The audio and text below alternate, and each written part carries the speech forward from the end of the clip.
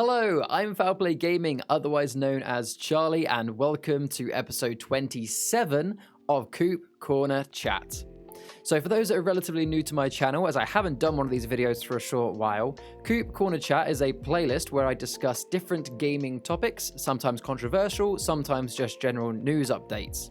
And today we're discussing New World. So since playing the 2-week closed beta and racking up 90 hours, and now that we're in this kind of phase in between the beta and the game going live, in this video I'm going to discuss the 5 things that I want to see them change about the game before it goes live. However, before we get into that, it's time for the Coop News. Coop News is where we discuss all the latest news around my community, streams, and videos. If you want to skip the segment, you can click on the timestamp down in the description if you want to head straight to the New World content. So, first up in the Coop News is actually about New World, and that is that it has been delayed again until the 28th of September now. Instead, it was supposed to be coming out on the 31st of August, but it's now the 28th of September, so a 4-week delay, which is essentially 2 months from when I'm recording this video. So the reason why this is news to you guys is, firstly, it means that over the next 8 weeks, those that are in my community for Dead by Daylight or Rust, you can actually expect to see more Dead by Daylight and more Rust streams, as I won't be streaming New World now until later in September. And secondly, so for those that haven't seen, this month's giveaway is all around New World. I'm actually giving away 3 copies of it. Now, because New World has been delayed by 4 weeks, I've decided to double the giveaway. So rather than giving away 3 copies of the game at the end of August, I'm going to be giving away 6 copies of the game at the end of September. If you want to know more about the giveaway, wait till the end of the video, but just be aware, guys, I'm essentially doing a 2-month-long giveaway where we'll double the prizes.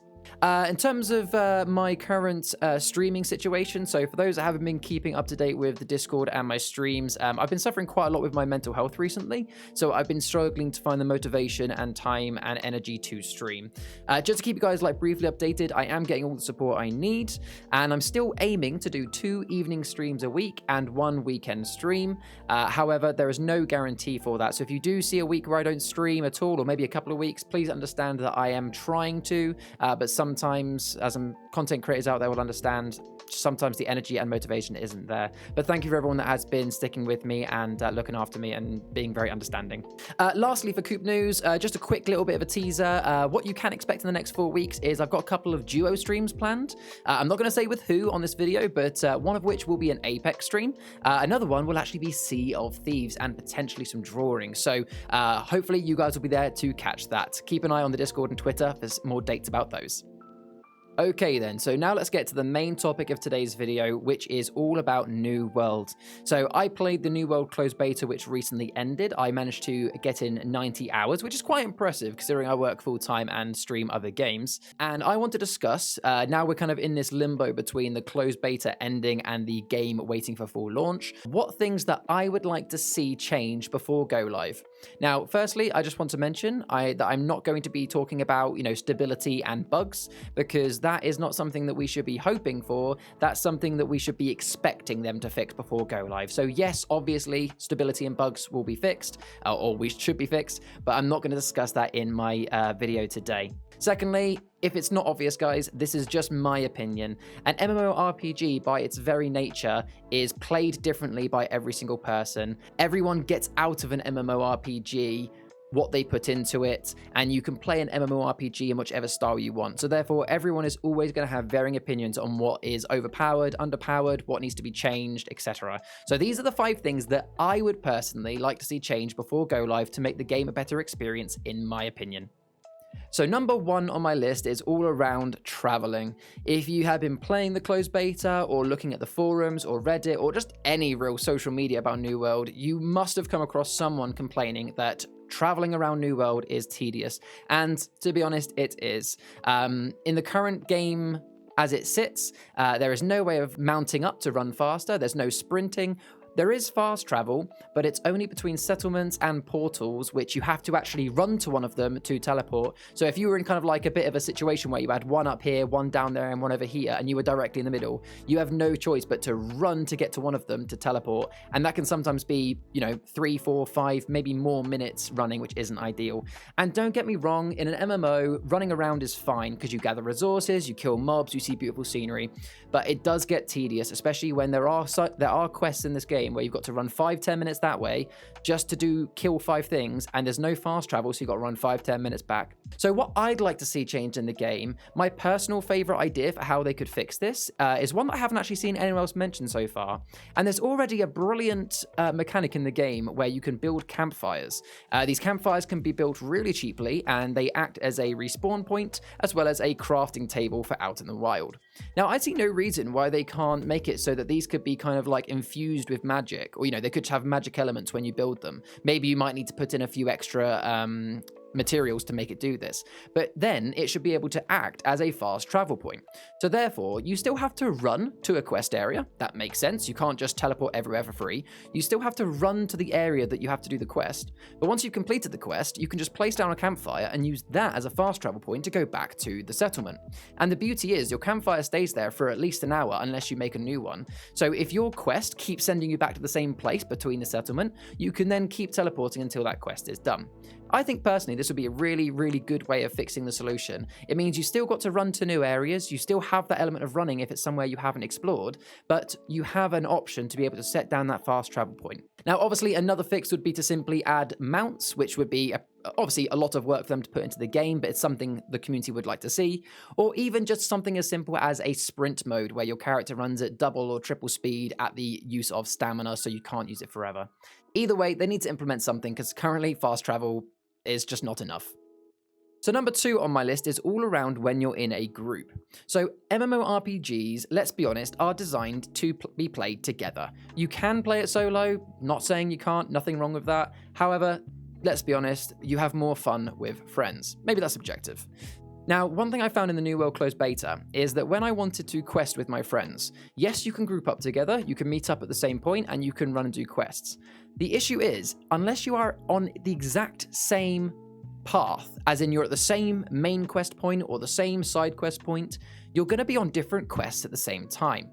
And even going and picking a quest, like from the faction vendor or the town board, they get mixed up for different people. It's not the same for everybody, meaning that it's really, really hard to synchronize your quests with someone else. And therefore, quite often I found when grouped up with someone else, I would say, right, I've picked up 5 quests, they're here, here, here, and here. And they'll say, I've got 1 quest over there, but my other 2 are over here. And you ended up finding that it was taking far too long to actually run around as a group to areas that you didn't have a quest because your friend did, and vice versa. What we ended up doing, to be honest, was splitting up. We said, actually, it's going to be faster if we just go our separate ways and quest separately, but in a group, chatting together. That's not ideal. There should be a really simple mechanic in the game, in the questing log, where you should have a button that says, share quest with group. Now, don't get me wrong, so that quests aren't replayable all over and over and could be used as an XP farm, if someone shared a quest with me that I've already done, I shouldn't get the same XP for it, because otherwise you could potentially abuse that, but we should at least be able to share it so that I can see the objective on the map, so I know where they need to go. I can see how the objective is going, so therefore it's not a case of like, oh, how many wolves do you need to kill now? I can see how many they need to kill. And it should still give me a percentage of the XP so that it's actually beneficial for me to do it, even if it's not the main tier rewards. Number 3 on my list then is about vendors. So in New World, there is no real vendors. There is the player marketplace where you can sell anything, and don't get me wrong, I love a player economy. It's a really, really good addition to the game. It's great for people that want to play the market, and it also encourages crafting. I have no issues with that. However, there are a couple of vendors that you can buy things from, like faction vendors, but there are no vendors currently that you can sell stuff to. Now, the issue with that is there is no quick way to get gold. If, let's say, you've just done a dungeon and you've got a ton of items in your inventory from that dungeon run, I sometimes had upwards of 15 to 20 items that I've picked up. Now, a lot of those will be bind on pickup, so you can't even trade them or sell them on the marketplace even if you wanted to. But even if they were all sellable, I don't want to put them on the marketplace because that could take up to 2 weeks, if that, to sell. And when we get to later on in the game, junk items, they're not going to be bought. Or if they are, it's going to be rare. So really, all the prices are going to go down because of how many there are on the marketplace. I want to be able to just quickly get rid of items and get some gold. Now, there is a salvaging option in the game where you can salvage items to get repair parts, which is a necessary thing to do so that you can repair your good weapons and armor. And you do get a little bit of coin from this, but it's not very much. All I'm asking for is I want a vendor in each of the settlements that you can simply sell any item in the game to, and what the vendor should do is the vendor should always buy them at like 50% of what the cheapest one on the market, 50% of what you could currently sell it for on the marketplace, if that makes sense. So essentially, you can sell to the vendor and get quick money, but you're always going to get 50% or less than the current market value. So therefore, if you want to make decent money, you put it on the marketplace and you wait. If you need a quick bit of gold now, you can quickly sell to the vendor. I think this would be so much better for junk items and items that you physically can't sell because you can't put it on the marketplace. Number 4 on the list of things I want to see changed is, I guess you could maybe say this is a bug. I don't know if this is a bug or just bad design, but currently in New World, you can't swim. If you walk into a lake, you're going to start walking along the bottom of the lake as if you're Jack Sparrow in Pirates of the Caribbean with a boat over your head. Although actually, minus the boat, you suffocate in 20 seconds. Why have they designed a game where you can't swim? And this wouldn't be a problem if the game was completely landlocked, but there are many, many lakes and rivers that you have to traverse, and it slows you right down. There's even a area in the world called Weaver's Fen, I believe it's called, where it's so boggy and marshy that if you don't stay on the road, you're basically going to be slowed down. It is horrendous. Please, please, please add swimming. It shouldn't be that hard. And if it's a bug, I apologize, but please just fix it before the go live. It's almost hilarious how stupid it is. And then the last thing that I want to see change, or to be clear, the last thing I'm going to talk about in this video, there are more things, but these are the ones that are most important to me, is all around how you are able to gather things like animals that you kill and enemies in the world. So a lot of people came across the issue in the beta that unless you do a certain amount of damage to a boss, for example, or a NPC that you're trying to kill for a quest, it won't actually count towards your quest. So for example, there are bosses in the game, and actually one of them is from a main quest where you've got to kill some like tentacles coming out the ground. And if you don't put enough damage into them, even though you did damage it, it doesn't actually count towards the quest. Now, I was playing a life staff healer main, so I didn't output very much damage. And being a main quest, there were a lot of people there trying to get it. And even though I was able to hit it with my main weapon 3 to 4 times before it died, it wasn't counting for the quest because in the actual overall percentage of damage, it wasn't significant enough. Now, I think they need to lower that boundary because the amount of times this happened to me and others was ridiculous. It got to the point where I was in a situation where I was forced to, when I got to one of these bosses, I had to purposely run around inviting any other person I could see to a group in hope they'd accept it, because when you're in a group, even if I don't do as much damage, it counts because they did that damage. Please lower that threshold. And on this same sort of boundary when it comes to thresholds, I don't think they should have it whereby if you kill a boar, someone else shouldn't be able to come up and skin it straight away. Again, as a ranged character, I was getting in the habit of killing things like boars and lynxes from a decent range to try and avoid damage. And so often I killed something and someone who happened to be closer would go, "Oh, I'll have that," and skinned it, and I lost out on my loot. So what I think they should change is if you do at least 1 damage to it, then fair enough, it's fair game. If they happen to get to it first, fair game.